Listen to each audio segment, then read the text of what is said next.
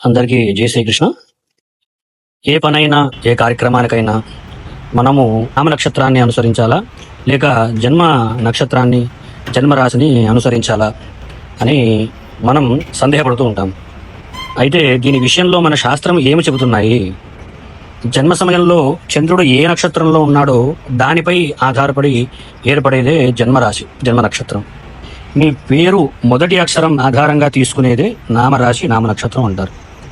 వేద జ్యోతిషంలో చంద్రుడు మనస్సుని సూచిస్తాడు. అందుకే జన్మ నక్షత్రం మన భావోద్వేగాలు, ఆలోచనలు, ప్రవర్తనలు సూచించడంలో ముఖ్యమైన పాత్ర పోషిస్తుంది. మన శాస్త్రం ఏం చెబుతుందంటే, విద్యారంభే వివాహేచ సర్వ సంస్కార కర్మసు జన్మరాశి ప్రధానత్వం నామరాశివ చింతయేత్. అర్థాత్ విద్యారంభము, వివాహము, ఉపనయన సంస్కారము వంటి ముఖ్యమైన కార్యక్రమాల్లో జన్మ నక్షత్రము, జన్మరాశికే ప్రాముఖ్యత ఇవ్వాలి అని చెప్తుంది. అయితే రోజువారీ విషయాల్లో రాశి ఫలాలు కానీ మొదలైన వాటిని నామరాశిని అనుసరించవచ్చు అని మన శాస్త్రాలు చెప్తున్నాయి. అయితే జ్యోతిష్ శాస్త్రంలో జన్మరాశి, జన్మ నక్షత్రం అనేది చాలా ముఖ్యమైనది.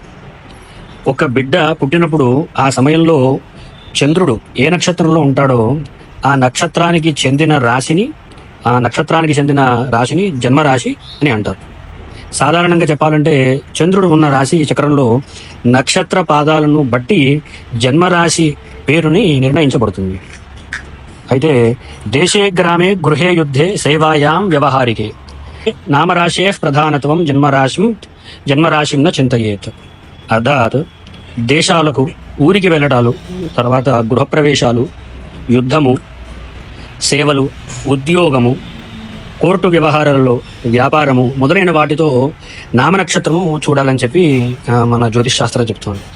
అయితే వివాహే సర్వమాంగళ్యే యాత్రాయాం గ్రహగోచరే జన్మరాశే ప్రధానత్వం నామరాశింన చింతయేత అని చెప్పింది కూడా.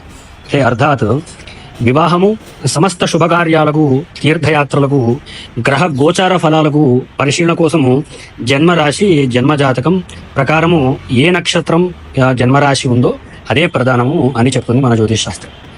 సాధారణ జీవితంలో ఉపయోగించేవి మాత్రం నామ నక్షత్రం ఆధారంగా నిర్ణయించవచ్చు. మనమందరం మన శాస్త్రాన్ని గౌరవిద్దాం, అనుసరిద్దాము, జీవితము సాఫీగా నడుపుకుందాం. హరే కృష్ణ అందరికీ.